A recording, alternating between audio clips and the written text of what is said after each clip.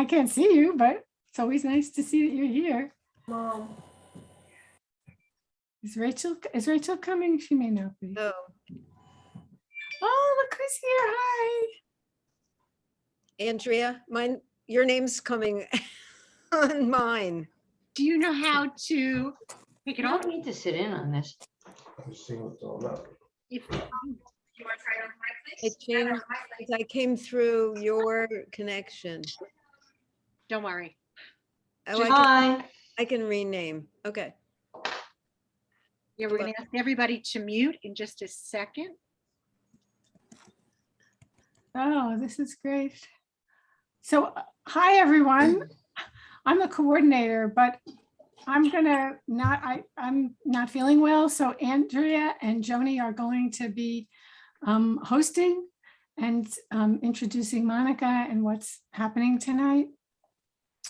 And welcome to everyone. So I'm gonna turn off my video and my audio. Well, I'll turn off both. Okay, so have fun.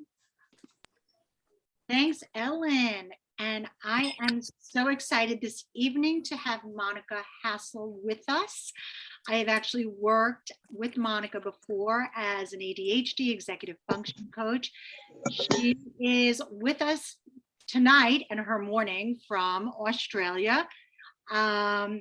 Monica is going to share with us the inner pharmacy, and it's really beautiful because it piggybacks off of Carolyn Parcell, her presentation last month, which was medication.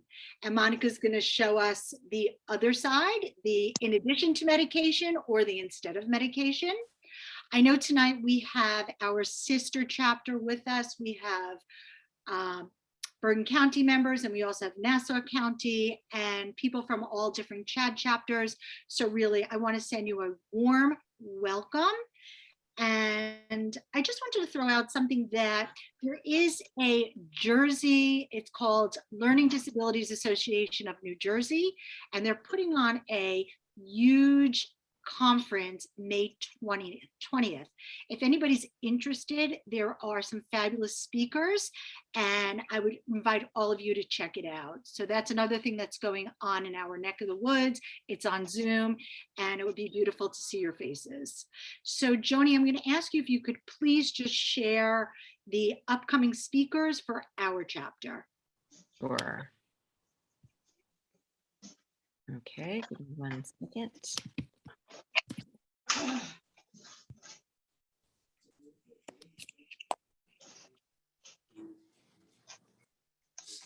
Okay, so in June, we have Audrey Brisset, who is a nutritionist, who's going to come talk to us. Then we're going to take July and August. Well, July we'll have a meeting in July. We just don't have, we're not exactly sure it's going to be yet, but we will have a meeting. And then August, we're going to take a break. In September, we have Annika Ahlstrom talking about helping families with ADHD and organizing time and how to deal with helping kids getting things done and dealing with time blindness. Then in October, we have Dr. Roberto Olivardia talking about ADHD and sleep. In November, we have Jodi Gold, who will be talking about digital addiction and how technology affects our teens, which is a huge issue for many of us. In December, we'll have Eric Tivers, who will talk about supportive accountability for adults with ADHD and how to accomplish our goals and use accountability to move ourselves forward. So that's our lineup for the rest of this year. Then, as many of you know, we have our support group meetings for adults. It meets the third Monday of each month at 7:30. And Isabel, who's on the call tonight, is the facilitator. And then on the second Wednesday of each month at 8 o'clock, we have our pre-K to 6th grade parents of children with ADHD. And on the fourth Wednesday of each month, we have our 7th grade and up parents.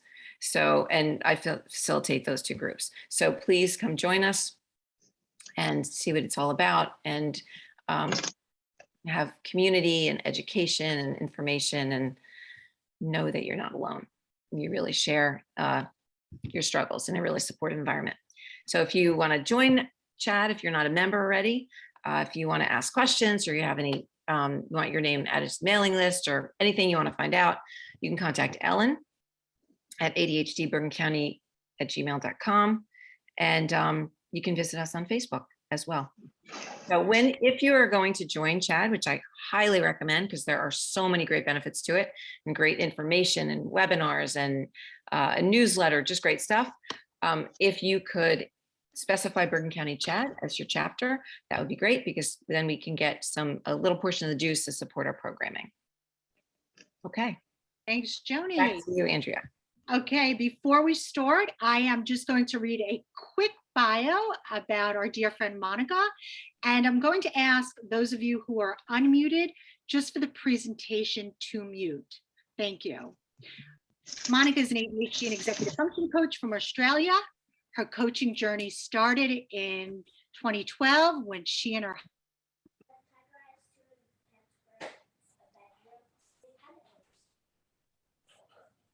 Andrea, I can't hear you. You're muted. Thank you. Oh, wow. Thanks, Joni. Okay. So I did ask if you could please mute yourselves during the presentation. That would be terrific. And Monica is certainly going to leave time for a Q&A session. I just wanted to read a quick bio on our friend Monica. Monica, as mentioned before, is an ADHD and executive function coach from Australia. Her coaching journey started in 2012 when she and her husband, Jonathan, started ADHD coach training and subsequently created Connect ADHD Coaching. She has presented at the International Conference for ADHD in 2018, 19, 20, and 21. Monica's work has been published in Attitudes magazine and also Attention magazine. She runs a live ADHD parenting program, as well as working with adults of all ages with ADHD. Monica's goal is to curate knowledge, to work closely with her clients, incorporating information and practices from a variety of sources. These include the most current neuroscience, ancient wisdoms, Eastern philosophies, mindfulness, and coaching principles. And I'm going to ask you, please, if you do have questions during the presentation, if you can put them in the chat, we will try to get to as many as possible toward the end of the presentation. So without further ado, I would love to welcome Monica Hassall, and I give the microphone to you. Can you give me the laptop so you guys can watch it too? If everybody can mute, that would be great.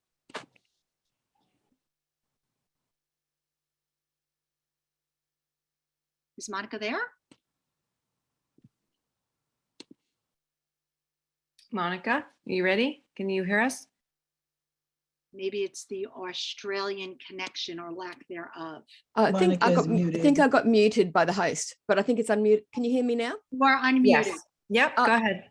Great, thank you. I just wanted to say, first of all, thank you, Ellen, Andrea, and Joni, and Isabel for reaching out and asking me to present today. You guys do amazing work, and thank you for the valuable work that you do. And I would really encourage everyone to join CHAD. We joined CHAD years ago, and we now have friends all over the world. So thank you. Now, can you guys hear me okay? Yep, perfectly. Okay. Before we start, when I introduce new clients, I always say, if you had to define ADHD, what would you say? And I get some really interesting answers. Often people say, oh, it's like I'm walking around with my head in the clouds, or I blank out, or I've got like a head full of bees swarming around, or I've got neon lights flashing in my head. And the lady that said the swarm of bees and the neon lights, she said they were happening both at the same time. So that sounds pretty overwhelming. And while that's how people feel, it's not actually a good working definition of what ADHD is. And what I want people to do is to be able to understand what ADHD exactly is, where executive function is, and where brain and body chemistry fit into all this. So my presentation is about prescribing and dispensing from your own inner pharmacy. It's about understanding the brain chemistry and the brain hormones to support ADHD and great executive functioning. So the objectives of my session is to review and understand some of the basic brain and body chemistry, how it impacts ADHD and executive function. I want everyone to understand the range of hormones and neurotransmitters at play and how it works, to look at how we can dispense from this pharmacy for free, and to discuss the big seven. I'll come up with the big seven strategies that help our kids and ourselves to dispense from that inner pharmacy. But before we go too further, I like to go through a model I created a number of years ago now, which I think helps demonstrate the layers of ADHD, particularly where the diagnosis is, where the executive functions is, and where medications fit into all this. So we're going to be on this, slide for just a few minutes as we work our way down. So at the very top part of that volcano, where you can see these words, is the behavior level of ADHD. It's the stuff that everyone either sees about their partner or child or friend with ADHD, or the person feels themselves. And it might include the frequent arguments, being easily distracted, focusing on the wrong things, the missed details, the fatigue, procrastination, huge, perfectionism. It's the not finishing tasks. And I won't go all of them because I know you can all read, but these are the key ones. Feeling rejected, catastrophizing about things, not good planning. And these things can happen to anyone, anytime, with or without ADHD. But with ADHD, it's what we call pervasive, and it happens across the lifespan, and it happens in different life areas. If the child was only catastrophizing at school or not handing work in for school, and that was the only time these behaviors happened, it wouldn't be ADHD. But ADHD happens in different life areas, at home, at sport, when they're trying to go to bed at night. It's pervasive. And when these behaviors happen, they can impact people's focus, their relationships, and managing time, managing emotions, and memory. So when people notice that either their child or themselves has these behaviors, you might go to your local, general practitioner, we call them in Australia. These challenges are happening, and then you might be referred to a specialist so in the US, it's for a pediatrician, and in Australia as well. And if you're an adult, it's for a psychiatrist. So these behaviors are happening. And if for a diagnosis of ADHD, these tick boxes have to be made: the inattention, the impulsivity, hyperactivity. This is what we call the core symptoms. And it pretty much reflects the name as well, doesn't it? Attention deficit hyperactivity disorder. But you know what? There's more to it than that. And that's where I think so many people go under the radar, which is why I really love to emphasize the impact of executive function. So let's have a look a bit deeper down the volcano, because when these behaviors happen, these can make people feel very, very anxious if they're running late, if they've left their homework at home, or disappointing friends because you've forgotten something important. Make people feel very anxious, or even over here, despondent or demoralized. Even makes you feel really down if these things happen. And why I've got these two other little volcanoes in the background, I want people to understand the coexisting conditions that can happen at the same time. And I won't go too deeply into these today because that's not what we're here for, but I want people to get a good overview of ADHD. So the things that can happen at the same time as ADHD on this coexisting mood side could be generalized anxiety disorder or major depressive disorder, ASD, bipolar. These are the things that can happen at the same time. They're not actually ADHD, but I want people to be aware they can sometimes be confused. ADHD can sometimes be confused as that, and an ADHD diagnosis might get overlooked instead of people going straight for anxiety disorder and medicating for that. So on the other side, we have coexisting academics, is what I call them. And this might be a lot of people, kids and adults with ADHD might have dysgraphia, which is challenges processing written language. They might have dyscalculia, which is challenges with maths, for example, and dyslexia is commonly known. So these things can happen at the same time as ADHD, but they're not ADHD. However, back to the volcano, ADHD can certainly impact learning. That's for sure. Being distracted, zoning out, not handing work in. And then I want to come over to the self-medicating part on this side, onto the left of the volcano. So I talk about self-medicating as people with ADHD, particularly untreated, will either eat too much, drink too much, smoke too much, use illicit substances. And I also put screen time into here as well, because that brain is understimulated. So it is looking for stimulation somewhere else. So this is where, instead of, judging people that might be using self-medicating, we need to understand what is happening in the brain and the brain chemistry. As we're coming back to the middle of the volcano now, and underneath all of those things that are happening is the level of executive functioning. And I'm using this diagram to demonstrate Russell Barkley's theory of executive function. So Russell Barkley talks about 7, but I divide them into 4 areas so people can remember them a little bit better. And then I'll fill you in on the other 3 as we go. But the first area of executive function I like people to understand is self-awareness and attention. So people with ADHD often aren't very self-aware that things are going off track. So that's an executive function. Attention. So it's not just about being easily distracted like we typically think. Sometimes it's hyper-focusing. One lady that's got a PhD, and she said it's focusing so much that the rest of the world doesn't exist. And that can be a problem because we live in a busy world. And then it's not shifting attention when you need to. Then we want to look at inhibition. And inhibition has several levels. It's got the motor inhibition, the fidgety stuff. It's got cognitive inhibition, where people might do impulsive things, speed if you're an adult, or not being able to shift from, picking up phones and scrolling through impulsively. And it's also about verbal inhibition. So people with ADHD might take a lot of words to say something. They might overshare. They might blurt things out. They might say the wrong things. So that's inhibition in a nutshell. But as you can see, we've actually covered all of these core symptoms right here: inattention, impulsivity, and hyperactivity. This is why executive function is so important, because we haven't even got to working memory and emotions yet. So just quickly, working memory, I talk about it. It's the memory that we're using while we're working.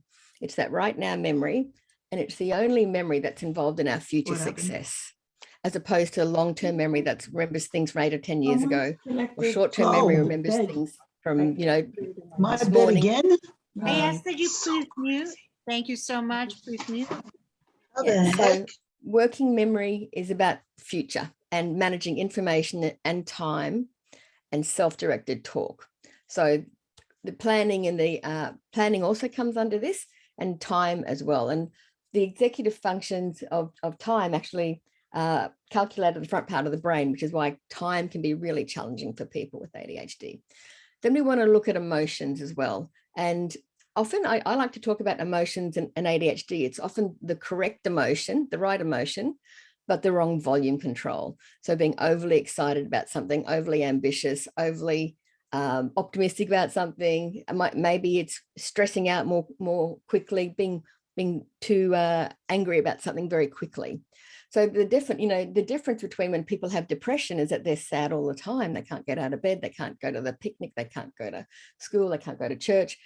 That's the wrong emotion for those situations. But ADHD, the emotion's right, but the volume is wrong. And it's, as you'll notice, all of these things are about self-regulation.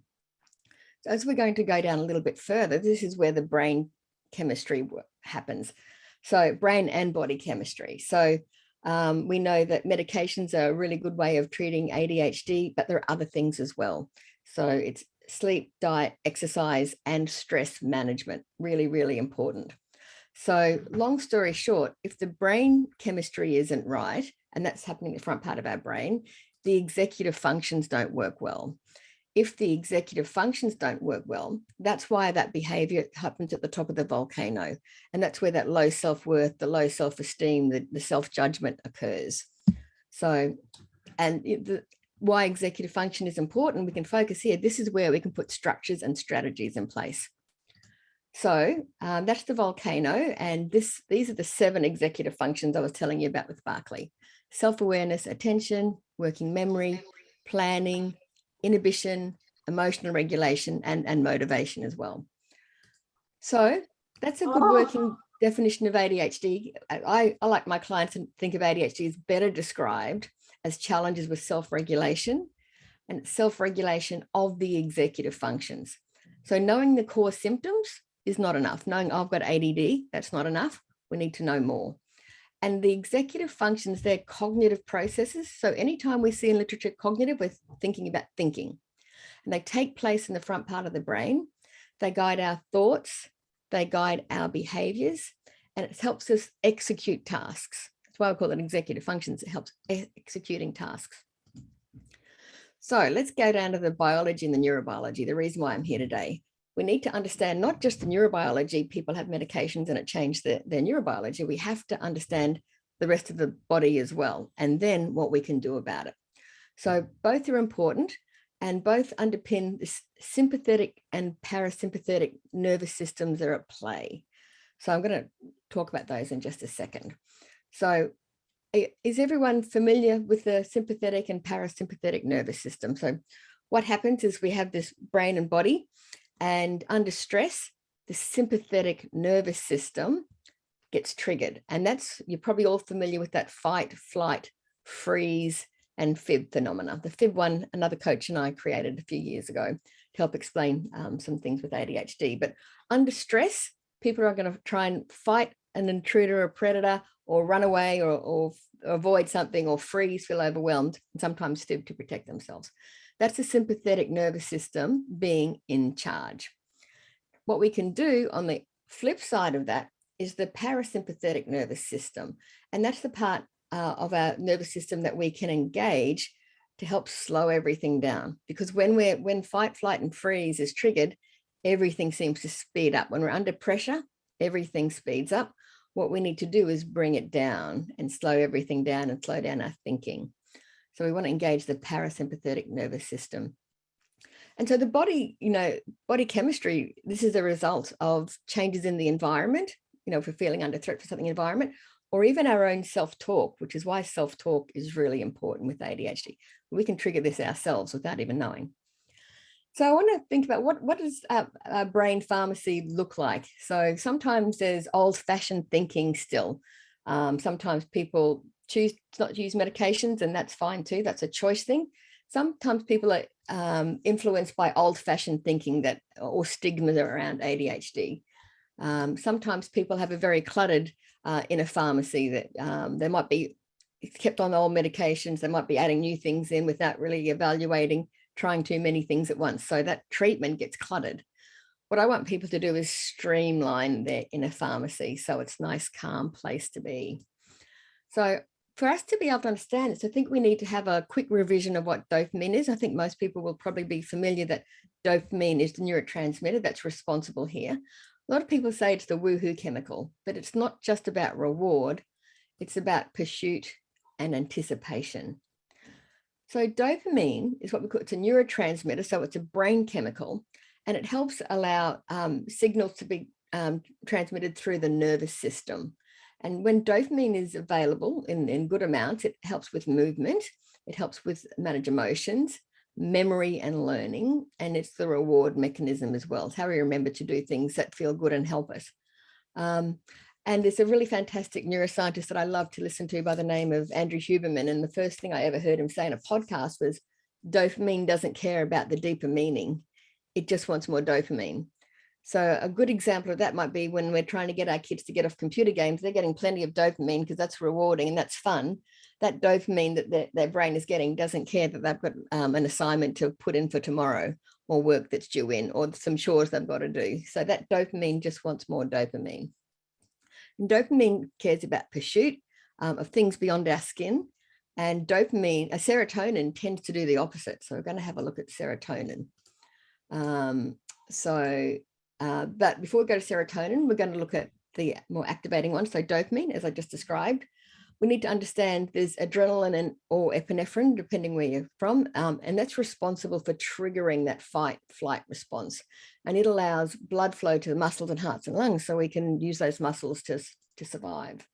There's also noradrenaline or norepinephrine, and that's responds to stress, increases the heart rate, and it helps with our ability to concentrate. So that's why when you're in a stressful situation, it's not like the executive functions don't work, but your focus can be very, very specific, but the other executive functions don't work as well.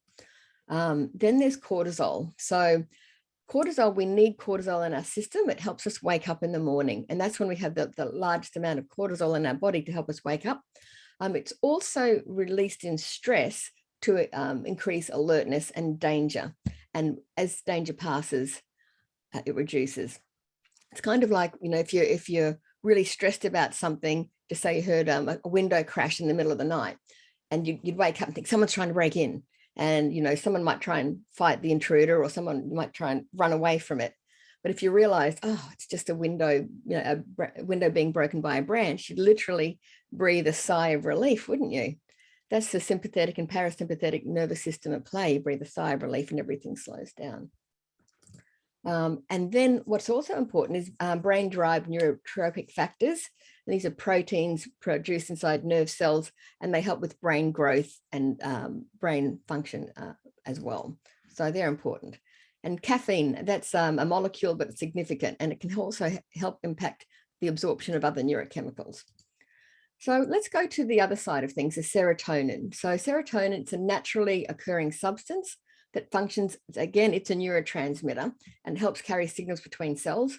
And it helps with mood and regulation and memory and sleep. Next one is oxytocin. And it's a hormone and a neurotransmitter. And it's involved in the bonding and empathy and trust and sexual activity and relationship building. It may lower stress and anxiety, can help with emotional responses and therefore positive communication. And a really good example of when oxytocin is released is when as a woman, when you deliver a baby, your body is flooded with oxytocin.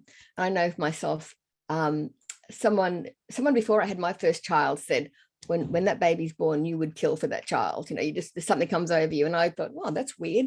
When I had my first baby, I felt exactly the same thing. I thought, wow, this is amazing, this oxytocin. It's just such a bonding thing, and it's very powerful. So that's how oxytocin works. It's bonding. And then there's melatonin. It's another significant one we need to know about. And it's a hormone that our brain produces in response to darkness.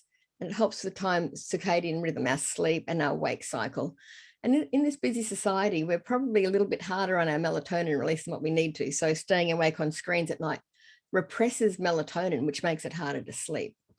So I want to then talk about the opposing forces. So that serotonin and oxytocin is kind of known as the here and now chemicals. There's a great book called The Molecule of More that explains this. And I thought they had some really interesting notions on it. And these here and now chemicals, they give us pleasure from sensation and emotion, whereas dopamine gives us pleasure from anticipation. So under most circumstances, they kind of counter each other. When the here and now circuits are activated, we experience the world around us. We want to sit down, have a hot chocolate, cup of tea, have a big chat with someone, and the dopamine is suppressed. But when the dopamine is activated, we want to go for possibilities outside of right now. We want to pursue something. So I just thought this little case study I like. Here's Todd. Todd's had a really busy day at work, and he's racing home because he wants to go and play tennis with his friends as soon as work's finished. So he's got a lot of dopamine charging around his body at the moment. But he's going home to Sarah, and Sarah's had a lovely day at work, and she's got her cocoa there, and she wants to tell Todd all about this lovely experience he had with this client that she had today. But it's going to clash because he is focused on getting out and she is focused on the here and now. So I think when we're having interactions with our partners or our kids, we need to say, hey, they're not listening to me. I wonder why that is. And they're probably focused on something else, or they probably have a different plan than what you do. They're probably, in opposing forces. So now I want to go through what are the actions and what's the science behind it. Like I say, I like to use the most current neuroscience. And I call these the big 7. So these are the 7 things that we can use to dispense for in a pharmacy. So diet, sleep, exercise, mindfulness, connection, and stress reduction. And they all impact neurochemistry and biochemistry. And what I love about this, 6 of them are free. The only one we have to pay any money for is nutrition. So let's start with the nutrition. And this can be really challenging for people with ADHD because of those challenges with executive function. For example, planning ahead, knowing what you're going to be eating for the week, knowing when to take stuff out of the freezer to be ready in time for dinner. a lot of times when people are on ADHD medications, particularly so Vyvanse and Concerta, they can really impact and lower people's appetite. For some, particularly children, they might not be able to eat what we would like them to because their appetite is suppressed. Overeating can be a challenge where that inhibition is at play. I talk about inhibition as not doing things or saying things that get you into trouble. So sometimes people with ADHD overeat because their brain is wanting stimulation. Making incorrect food choices, and again, that comes down to planning. When people get cravings, sometimes they get hangry, they're hungry and angry. Look at the emotions, that executive functions of emotions. Like I said earlier, it's the right emotion, but the wrong volume control. And nutrition are the building blocks for our system. Things like tyrosine and magnesium, they're actually building blocks for dopamine, so I need them. So typically, I'm not a nutritionist, but I did see a fantastic webinar, as you can see down there. And she talks about chicken, almonds, avocados, all those things listed there. I was particularly happy to see chocolate there. Hooray! It's good to have chocolate, helps with our dopamine, lots of good things to help us. So nutrition is important. The next one, it's the next one on my list as well, and it's the next most important, sleep and rest, and non-sleep deep rest as well. So when we sleep and get good quality sleep, it helps create new synapses, which is the connections between our brain cells. Sleep is super important because it helps detoxify the brain. There's a system called the glymphatic system that removes unwanted cell debris from this very, very active brain that we have. Anytime we have cells that are active, there's output, and the glymphatic system helps sweep that the byproducts away, so our brain is clearer. Repair of the brain, removing free radicals. And here's one of my favorite new things that I'm doing. It's called non-sleep deep rest. And again, I heard this first from Dr. Andrew Huberman. You might see it as NSDR. Some people might call it I call it a power nap, or there's even this thing called yoga nidra. It's not the traditional yoga, like getting on the floor and doing a downward dog. Yoga nidra is doing like a little meditation, generally about 20 minutes to help with sleep onset. And it's absolutely brilliant. I would much rather, if I had a choice between having lunch or having a power nap, I would have a power nap every day. So really good for your brain when you're getting overwhelmed and tired and busy. Switch off the computer on your head. Really, really important. So the next one, exercise. I heard a saying a little while back saying that exercise is even better for our brain than it is for our body. That's how important it is. So increased levels of healthy levels of norepinephrine, dopamine, serotonin, can help with memory. And again, here's this BDNF. So the brain-derived neurotropic factors, and the neurotropins, little proteins secreted into the nervous system at low levels, and we need it to help keep cells alive and support new brain synapses as well. But the better the synapses, the better connections that we have. The more our brain will be better connected to the prefrontal cortex. So human connection, the H&N networks. Dr. Ned Hallowell, I'm sure you're probably familiar with him, he calls connection the new vitamin C. It stimulates oxytocin and serotonin, like I went through before. I'll talk about the here and now chemicals. And so the slide's a little bit slow. The next one is breathing and breath work. Now, much like mindfulness came into the forefront about 10 years ago, breathwork is this new notion that everyone's really grabbing onto, and I think it's fantastic. So what we can do with breathing and breathwork, it helps us control that sympathetic nervous system and that parasympathetic nervous system trigger I was talking about before. It's really important. So the thing about breathing is we do it automatically. We don't need to remember to breathe. And it's quite unique in that it's going to happen automatically, but we also have control over it, which is where breathwork comes in. So we want to understand the body chemistry that goes behind it, that threat response. Even today, before I did this talk, I could feel, I could feel my heartbeat racing a little bit because, talking in front of people I wouldn't say it was stressful, but I noticed my body was saying, oh, something's going to happen. That's a big event. So when the threat response, that fight, flight, and freeze pops in, a fantastic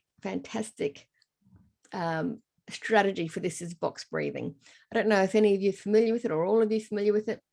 It's my favorite strategy when people are feeling under stress. So box breathing is simply paying attention to your breath and breathing in for 4 seconds. Then you hold that for 4 seconds.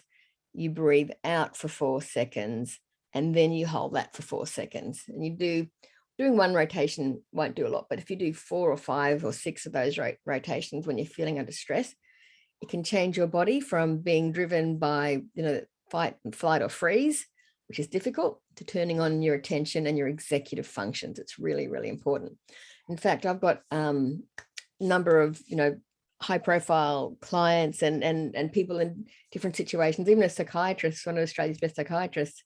I coached him through this box breathing for this big event that he had. He actually said it was like magic. So don't underestimate the power of breathing, something that we take for granted. There's another strategy called 4-7-8 breathing, which is breathe in for 4, breathe out for 7, hold for 8. But I just think box breathing is nice and simple, but also very good. Next thing is mindfulness. So mindfulness is, a lot of my people say, oh, I can't do mindfulness. I can't sit still for very long. I can't meditate. And they're different. There's some overlap. But really mindfulness is about being more conscious in the current moment. I went for a walk this morning. I listened to an amazing podcast. And this person said that mindfulness isn't nothing, it's everything. So we have to be mindful in the moment, or we miss out on so much of life. It's not nothing, it's everything. So particularly if you've got ADHD, particularly if your kids have ADHD, there's some really simple mindfulness strategies that we can do. They all relate to breathing as well. So that's why it's so important. But it's being more conscious in the current moment. And what I love about it, it gives us the ability or the space to be objective of our thoughts in a non-judgmental way. So it's creating that space. Mindfulness helps us to be objective and non-judgmental and gives us choice as we move forward. It helps turn on our attention and down-regulates the emotions. And then stress management, we'll talk about worry less. So here are some simple strategies that we can do for stress management. So journaling, whether you'd write it in a pen and paper, which is lovely, or you think it, or keep some notes electronically. Gratitude is like a power tool for our brain. It helps with those feel-good hormones. It helps with our attention. It helps reduce those unwanted emotions. It helps us recognize the good things that we do have instead of scanning the environment for the negative. It helps with stress management and planning. Helps us offload and this cluttered working memory that we get. If we can sit down and journal and plan, that working memory that is already a little bit impacted by ADHD can be assessed and planned a lot better. Journaling can help with goal setting as well. And when we set goals and we are more optimistic, that stimulates dopamine. So it helps us know where to pursue, helps us aim at targets as well. And I think it's really important too to acknowledge how ADHD impacts women differently because of hormones as well. So it can impact females across the lifespan. Puberty and adolescence, that changes again in adulthood. There's pregnancy, perimenopause and menopause. So why are some weeks better than others for women with ADHD? Because estrogen, body hormone, promotes the feel-good transmitters serotonin and dopamine in the brain. So in the first 2 weeks, when women have lots of estrogen, the first 2 weeks, everything goes pretty well, things go smoothly. And then the next 2 weeks, things often seem more difficult because as that estrogen reduces, dopamine and serotonin that travel with it also reduce. So less estrogen available, less dopamine available. And some women might even say that the medications they're on don't seem to be working on those days. And they might not even realize, oh, it's actually in line with that cycles. So it's really important to know which part of your brain and body is in charge. And then why are some years better than others? So as women start to age, the estrogen level starts to drop by about 65% by the time you're age 51. And then it drops gradually over the next 10 years, 10 years before that as well. So again, reduced estrogen means less serotonin, less dopamine available in the brain. And often women in this phase of their life will notice that it's more difficult to sleep because there's less serotonin. Serotonin is a building block for melatonin. So all of these things are interconnected. So this is a slide I put together a long time ago now, but still it sits the test of time. I want us to concentrate on this little blue section here. So everyone with or without ADHD is predisposed to a negative bias. We're all looking out for dangers in the environment. It's that survival mechanism that's hardwired into us. But if we throw in that impaired emotional regulation that comes with ADHD and negative self-talk or outbursts that happens, that triggers more cortisol into our body because we think we're under stress. We think we're in danger, which causes stress and anxiety. And when that happens, too much cortisol and too much adrenaline gets triggered. That's why people's heartbeat, when they're under stress, the heart starts to beat so that your arms and legs can be fueled for fight, flight, or freeze. So what we need to do is turn on the attentional network. Some people call it task positive network. It's also called the executive network, because we want to be able to turn on our attention so we can survive in a smarter way. So here are things that can help with that. Like I said, gratitude, optimism helps us dopamine production, and happiness. I could also put reward in there. That's why when kids play computer games, or we're going, we're looking through Facebook and things are exciting, we have really good focus on that because there's lots of dopamine there. But we also need that dopamine and noradrenaline for resilience as well. So important to know which part of your brain is in charge under stress so we can be resilient and move forwards. So now I'm hoping that we have a better understanding of ADHD and executive function, just to summarize it again. And, if we can think of ADHD as better described as challenges with self-regulation of the executive functions. So knowing those core symptoms or knowing you've got ADHD is not enough. You need to understand the executive functions. So what I created last year, and this is a couple of years in the process, I created what we call the inner pharmacy. So, for all my clients that I have these little cards that I send to them, a little tick box thing of these are the items that we want to dispense from the inner pharmacy, and these are the exact actions to get it. Because everyone knows this stuff. Everyone knows I've got to sleep more, I've got to exercise, I've got to get out more. But having, throwing in that challenge with working memory, how do you do it? And it's easy. And I guarantee you can get most of these done by 7 o'clock in the morning if you're one of these people that goes out for an early walk. So the most important thing, particularly nutrition and hydration, is that water, 6 to 8 glasses of water. And if you or your kids are on stimulants, you need more water because they're very dehydrating. And it's about simple things like it's eating regular, well-planned meals. Some people have 3 meals a day. A lot of people only have 2 meals a day. As long as they're regular and well-planned, you're on the right track. 3 colors of nutrients, protein, early sun exposure. If you can get up for that walk early, that's going to impact your melatonin 16 hours later. Early sun exposure is great for setting out sleep cycles. Regular sleep time is able. I know a lot of people with ADHD are really challenged with not only getting to bed, but getting to sleep. I know a lot of people are shift workers as well. But if we can get some regularity, it can help with the inner pharmacy. Regular exercise. I heard a little saying that green time is the new 10,000 steps. So the more we can get out with a bit of greenery, it's really good for our brain and body. Coming down with breath work, box breathing, it really is such a great thing to be able to do. Another client of mine was going into a really, really difficult meeting where he could have been kicked out of university, we coached him the day before his meeting, said, have a good sleep, make sure you have, don't get hangry, box breathing, and all these things. And the next day when I spoke to him again, I said, well, what was the best thing that helped in that situation? He said, the box breathing. He said, I was getting really emotional and I put a strategy in place and no one else could see what I was doing. No one could see I was getting angry. No one could see I was putting a strategy in place, and he was actually really clear-headed and he had a really good result. So really important. 1 to 3 minutes of mindfulness. People, like I said, people say, oh, I can't do mindfulness, I don't have time. You can do mindfulness for even 10 seconds a day is a great place to start. A minute a day. I do 3 minutes of mindfulness every day on my morning walk. So there's a fantastic app I particularly like, I recommend to my clients. It's called Insight Timer.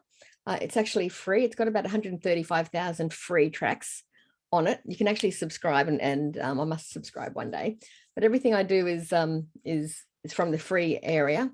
The great thing about Insight Timer, you can set it. I'll set mine for 3 minutes a day. And it actually keeps a track of how many days in a row you've done it. So it's really very, very motivating to make sure you don't break that streak. So to remind you to do it every day. You can do it morning or night. 6-second hug. There's some good science to say that a hug that lasts for 6 seconds will help stimulate oxytocin production. Human connection. So things like Chad, what a fantastic community connection you have here. Book clubs, going out for walks with people, really, really important. I encourage my clients to think of 3 new things they're grateful for every day. Yeah, the typical things are great. Having family, lovely. You have to be grateful for that. But even having, a body that can help me go for a walk, or a roof over my head that doesn't leak. All of these things are really important. Non-sleep deep rest, that comes under that sleep. A great strategy again for stress reductions. Panoramic vision. If you're feeling pretty stressed, going outside and having a look at as far as you can to the horizon can really help change that visual field. Really, really helpful for reducing stress, because we're probably stressed from something's about our arm's length away, like our phone or our computer or someone else. And then understanding executive function as well helps us be able to know which part of our brain is in charge. That's just my little alarm to say that I've done 45 minutes. Good old timer. Cancel though. Down there. So Monica, we're could nearly you done. just- Sorry? I'm sorry, after, when you're done, don't put that timer away. It would be great if you could show that.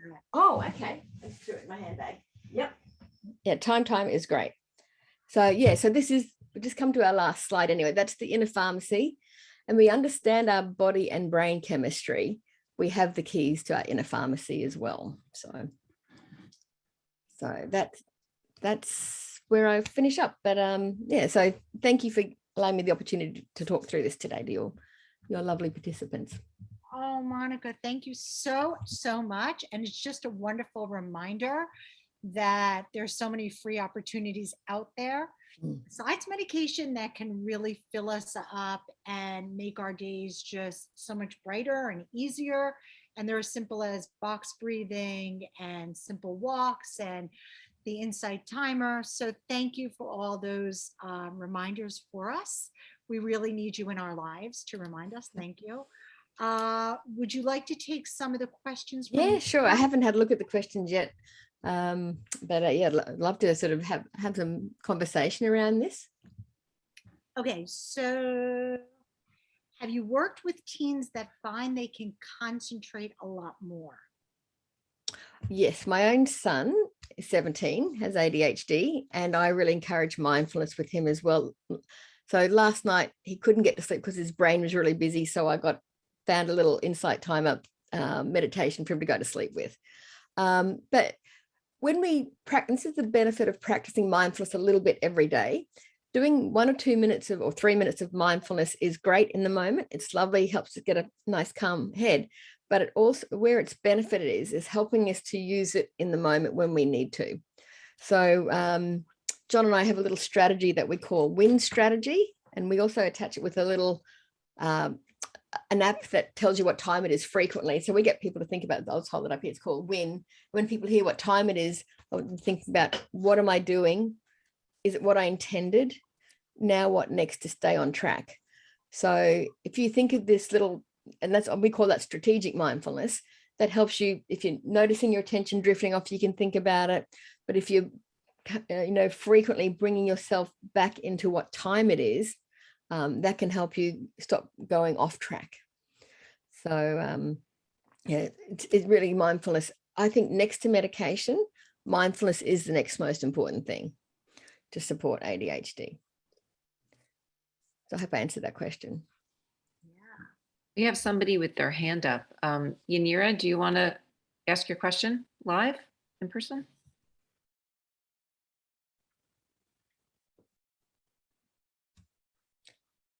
Have a look at the chat. Yes, I'm sorry. I was trying to press the button.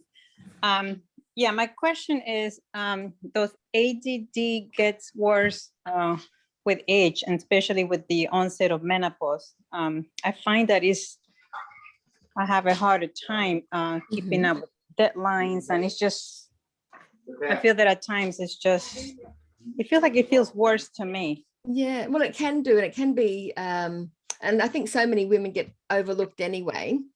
But when you do know about it, then we need to understand, take a bit of a deep dive into understanding, well, okay, I'm going to have, particularly if someone is before menopause, if we know that, cycles happening, maybe we put extra structures in place. And that might be making sure you get enough sleep, or not scheduling really difficult things, difficult conversations or difficult projects on those days when you have less dopamine available. Sometimes we have to lean into it.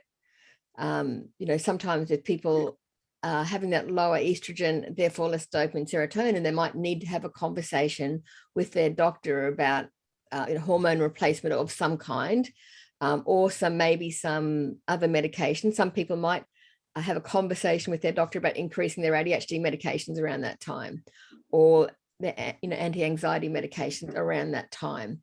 But it's knowing the fluctuations is going to be helpful, so when you can put your structures and strategies in place. That's what I would suggest. And for medication, would you suggest us to seek out a psychologist, or the primary doctor, or the GYN? Who will be the first? Well, actually, Attitude, I can't give any recommendations, but Attitude ADHD Experts podcast has a couple of fantastic recent, one was December last year, podcasts on that conversation directly. So it's a good conversation to have with your maybe your OB/GYN. The frustrating thing is your gynecologist might not know much about ADHD because that's not their specialty. Your psychiatrist might know about ADHD, but they might not know about hormonal fluctuations.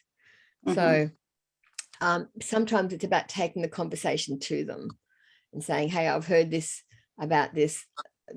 What are your thoughts? What can we do around this? But I would certainly, I don't know what those episodes are offhand, but I could email Joni and Ellen and Andrea and let them know which podcast episodes, because they were fantastic about women and girls and hormones. That would be great, Monica, because this is really resonating with a lot of people here in the chat, that just not knowing that the ADHD was so connected to the cycle, and that being a revelation. Yeah, that would be great. And that absolutely. Yeah. Here's another interesting question, Monica. How would you recommend to bring ADHD diagnosis in the workforce, especially if someone was able to hide it for years, but sometimes may need instruction? And it's a huge question. And it depends on the workplace.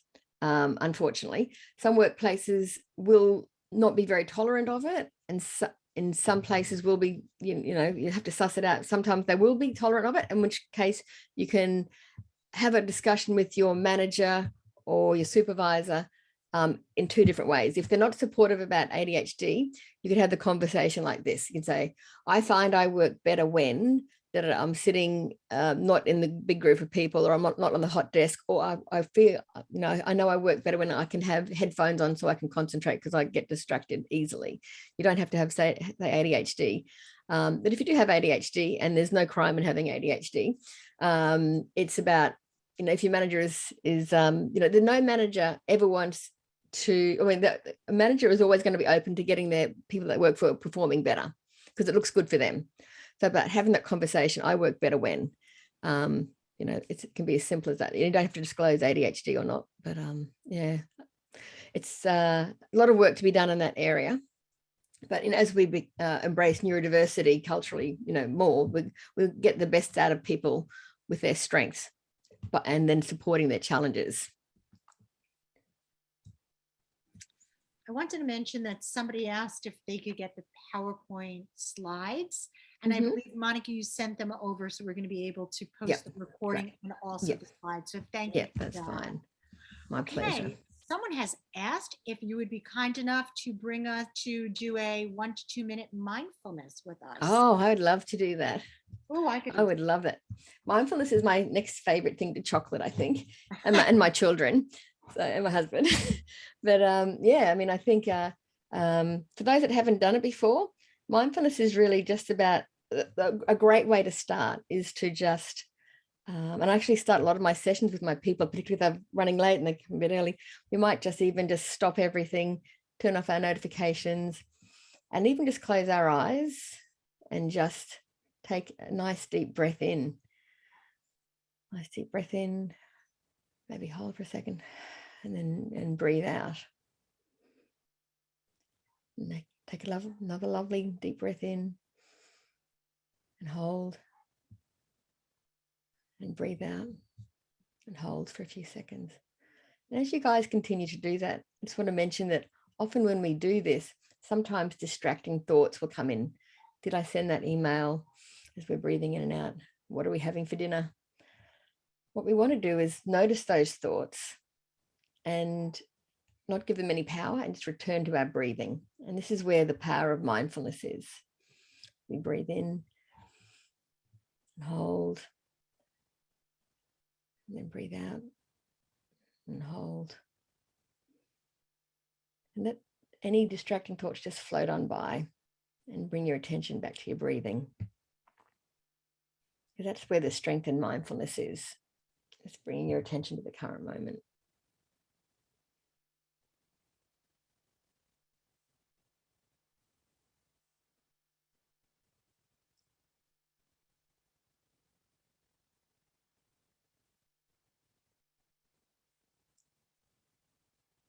It's a nice, safe place too.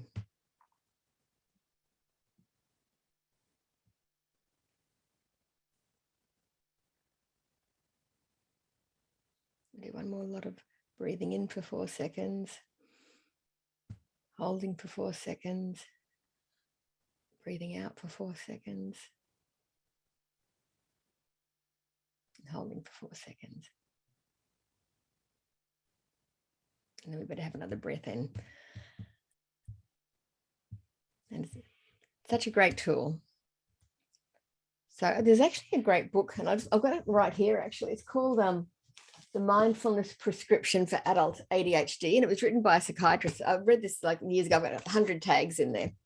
And it's called Mindfulness Prescription for Adult ADHD, and it's by Lydia Zalowska. And she actually brought out a new book last year in November. I haven't had a chance to get it yet or read it, but this is a book I got like 10 years ago. It's fantastic. So she's got some lovely mindfulness strategies in there as well. Monica, do you have a strategy that we could possibly bring down for the younger children? Mm-hmm. Yes. For mindfulness for little kids, we can get our children to use their imaginations. Our kids have fantastic imaginations. First of all, if they're in a stressful situation, we want to bring them out of it. And then we might think about breathing in and smelling the flower and blowing out the candle. So smelling the flower or whatever they like to smell, smelling the hamburgers, holding, blowing out the candles. So kids have great imagination, so I would really capitalize on that. But, again, it's letting them know that they can control their breathing as well. And another good one too for mindfulness is, I think they call it 5, 4, 3, 2, 1. It might be about focusing on 5 things that you can see, thinking about 4 things that you can hear, 3 things you can touch, 1 thing you can smell, and I can't remember what the other one is, but I've got it somewhere else. But again, it's turning on your attention and down regulating emotion. As soon as they both can't be in charge at once, so as we turn on your attention, emotions tend to go down. It's creating that safe environment for that. Thank you. One of the members asked if you could please name that book again. They missed it. I'll pop it in the chat. But it's called The Mindfulness Prescription for Adult ADHD. And it's by Dr. Lydia Zalowska. She's a psychiatrist. I think she spoke at the CHAD conference, or the International Conference for ADHD last year. I'll just pop it in now.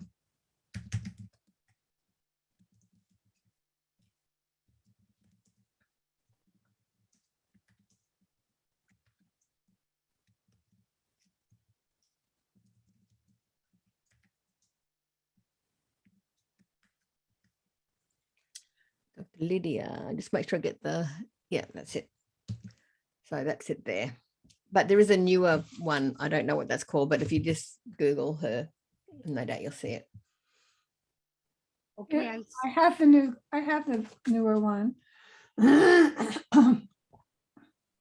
Here. Oh, lovely. Mindfulness. Oh, I must get it. Is it? Oh, and Russell Barkley's doing the forward there too. That would be a fantastic book. Yeah, so since you mentioned it, I happen to have it. Oh, lovely. I might buy myself that as a reward. So, You deserve it. thank you. Right, I'm going to unmute myself. Monica, I see a few people are asking about supplements. What do you have to say about supplements? I'm not a nutritionist, so I probably couldn't give any, I wouldn't have the right data for that. I don't really know. You know, we always try and eat clean, eat healthy, eat fresh. Yeah, I couldn't really comment on that with any authority, but thank you for the question. Next month, we're actually having a nutritionist come to be our expert speaker. So that's exciting. Oh, I'd love to hear what she says. Please he or join she. us anytime. No, it would. Let's see. I see you say touch can help, as I do feel I need a hug when I'm upset. My son, unfortunately, does not Yes. like being hugged or touched. Is that Mhm. typical of ADDers? Well, it could be. And I think, you know, what if they don't like being touched, you don't want to be, you know, making things worse. Maybe when they're not in that moment, you could have a conversation with them. You know, honey, I noticed that when you're upset, I'd like to be able to give you a hug, but if you don't like it, what would be the next best thing we could do? Do they have a favorite toy? Or it depends on their age. Do they have a rug or even like a fidget toy? Maybe some sort of touch for them. I mean, maybe they can put their own hand on their own heart or something. I'm not sure if that might be a difficult conversation, but there's a great a lady did a TED talk, and I share it with all my clients when they onboard. Her name is Dr. Shauna Shapiro. She's got a great TED talk on mindfulness, and I heard her on a podcast. But she talks about, you know, if you put your own hand on your heart, that can help as well. That full touch. That might be a helpful strategy. But you know, maybe find something that they do relate to. So I've got a client, and he has the dual diagnosis, got ASD. ADHD, and he has put together what we call a sensory box, so that if he's having those moments, he doesn't want a hug from his parents, but he's got some bubble wrap in there. He has what we call blue tack. I don't know if you have blue tack over there, but sort of like chewing gummy sort of stuff. He's got a whistle. You know, he's blowing stuff out. Yeah, he's got different things in there. He's got some soft fabric as well. So maybe diverting their attention to a sensory box can help reduce that chemistry that's been triggered. So that would be my solution. Okay, we have a question here that says, I've read research that there is a link between women with ADHD who have been misdiagnosed with other conditions, such as bipolar 2. You know, I've got a client that came in a couple of years ago now, and she'd been diagnosed bipolar, anxiety, depression. She's coming to me for ADHD coaching because when she's being seen by a specialist, they put her on Vyvanse for binge eating disorder, which is indicated for that. Suddenly all of her bipolar behaviors went away. So what they kind of figured out was, it wasn't possibly bipolar, it was more ADHD related. Ari Tuckman talks about a really good analogy for that. He talks about if we thought of our brain like it was a car, and the car wasn't stopping properly, and you took it to the mechanic, and the mechanic fixed the brakes, but the tires were the problem. So it'd feel a bit different, but it wouldn't really address the underlying issue. In fact, another a relative of mine with ADHD, she was a later diagnosis. She's in her mid-20s, and she said she'd been diagnosed with anxiety and depression first, had those medications, and she said then she sort of was engaged in our work, and she went and spoke to her doctor. But she said the way she described it was, she said she went to the doctor and they put her on anti-anxiety medication. So they put a Band-Aid on a wound, but they put it in the wrong place. You know, there's the right solution, but the wrong place. again, like Ari's analogy. So it was like a Band-Aid solution, but it wasn't really addressing, the treatment wasn't where it needed to be. So, and people can have both. So please be aware that people have both. Interestingly enough, when I spoke to my niece recently, she said that since she started her ADHD medication, she's been dramatically being able to reduce her anti-anxiety medications, which is interesting because as she's able to reduce those challenging behaviors, she's feeling less triggered and her treatment is changing accordingly. So that's like that old pharmacy where we have old treatments that aren't working. Yeah, so some great analogies out there. I think it's interesting that so many questions are coming up about medications. And I Mhm. know as coaches, we're really not supposed to Yeah, talk yeah, about it. But yeah. I do want to encourage people to go back into the Chad Bergen County recordings. Last month, Dr. Carolyn Lynch Parcells gave an incredible talk about medication. So that might be a nice avenue to explore. And the point about medications too, and two of my kids with ADHD, they're both on medications, but at 9 o'clock at night, my son's medications aren't working anymore. So he's not self-regulating. So that's why we have to put these other structures in place. You know, we have to look at executive function, working memory. He's going to have extra alarms. He needs to have a checklist of what he needs to do before bed because those medications won't be working in the evening. So that's why understanding you're in a pharmacy or an executive function is really important. So, okay, the Vyvanse isn't working now. What do I need to do? I need to turn off my lights so I can allow my own body's natural melatonin to be released. So, you know, that's where I would use that example. I did ask you if you would please just show everybody the time timer. Many Yes. people know about it, but if they don't know about it, they must know about it. They must know. Well, it's a free app now, so that's what it looks like. Oh, no, it's and not then that. and then I'm going to add one, so it looks like that. So before the talk, I knew I could only speak for 45 minutes. So what you do is you do that for, that looks like 45, and then you press start. And as I was doing my talk, I was keeping one little eye as the little red disc disappeared. And when it was nearly up, I thought, okay, I've got to get these last couple of slides done. It also has a little countdown there at the bottom that goes away, but it's great being able to see the red disc so that you can see the time disappearing.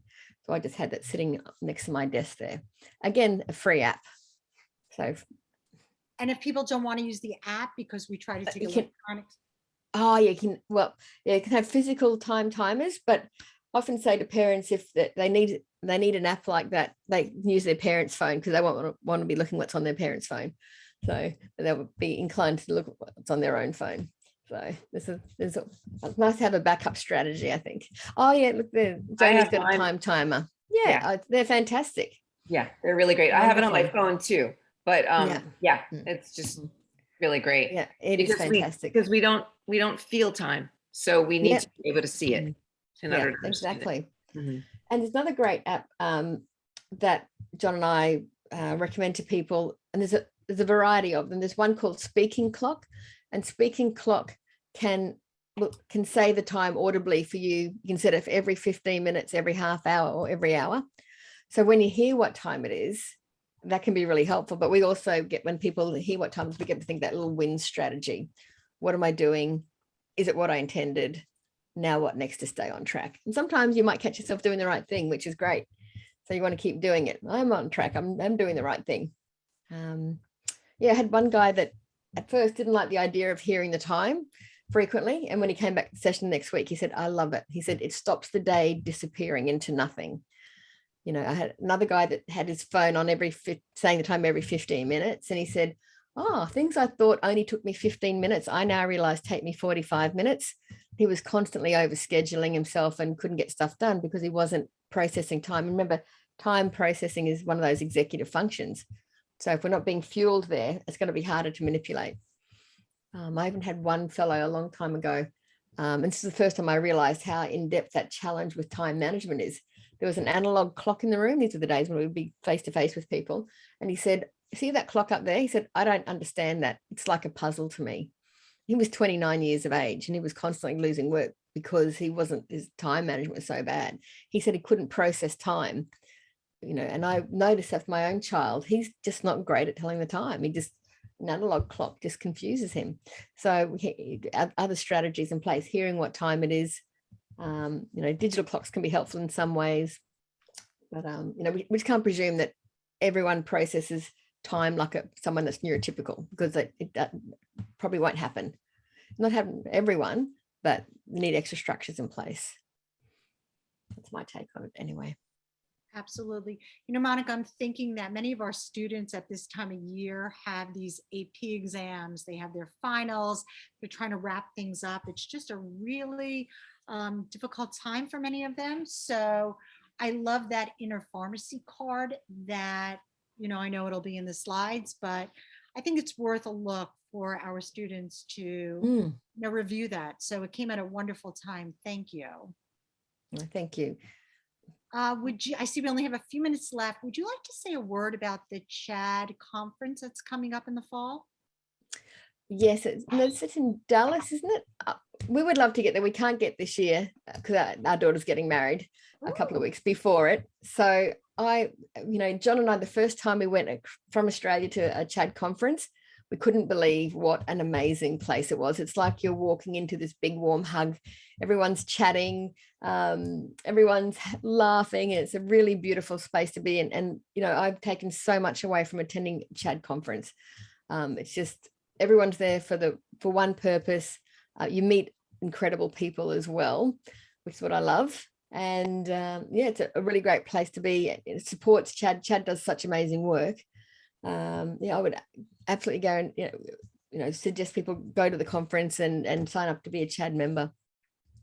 It's an amazing institution. And if you walk in 20 minutes late to a lecture, nobody looks up, no one cares. Oh, that's right. Right? If you walk in with one shoe, it's normal. Yeah. It's a very loving place. We call it the big warm hug place. So yeah, it's amazing. I agree. Okay, do you have any closing words for us? I think know what your inner pharmacy is doing, know which part of your brain is in charge. And the thing, like I said, next to medication, mindfulness is the next most important thing. If you can even get yourself a minute or two at the start of your day to get your brain nice and clear, you'll be able to process what's happening in your brain and body a lot better. And the same for your kids as well. So Insight Time is wonderful. It's a free app. It's got tons of free tracks in it. You can subscribe. I really must subscribe. So I use it every day, multiple times a day. But I think, and the next thing is, be kind to each other as well. Understand ADHD, executive function, and keep connecting with amazing people as well. But thank you for having me today. Thank you so much. And from the other side of the world, really, you were wonderful. Your presentation was fabulous. And we feel so blessed that you were with us this evening. Thank you for having me. Would you consider coming back in the future? Oh, absolutely. I'd love to get over there in the flesh. We've only just started flights going across there. So if it wasn't for the wedding, we'd be over there this year. But we'll be there another time. Wonderful. If people want to unmute to thank Monica for being here, feel free to do that. Thank you so much. So appreciate it. My pleasure. Thank you so much. Thank you. Appreciate it. Really appreciate it. Just what we needed. Thanks. Oh, Thank lovely. you. Thank you. So love to see your faces and voices. Nice meeting you. Yeah, thank you. So thanks for coming, everybody. And we will see you next month. And have a great night. Have a great night. Thank you. Thank you. Bye. Thank you. Bye.